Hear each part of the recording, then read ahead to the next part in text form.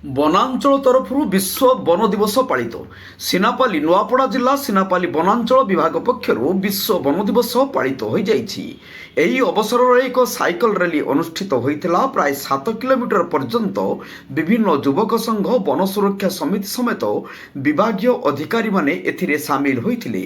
ଏହି କାର୍ଯ୍ୟକ୍ରମ ସ୍ଥାନୀୟ ବନାଞ୍ଚଳ ଅଧିକାରୀ କାମେଶ୍ୱର ତାଣ୍ଡିଙ୍କ ସଭାପତିତ୍ୱରେ मुख्य अतिथि भाव सिनापाली गोष्ठी उन्नयन अधिकारी कर्मी ओराम तहसिलदार उपांजलि माझी, एएसआई प्रभाकर नायक, एसीएफ प्रसन्नजीत नायक प्रमुख योगदान करथिले।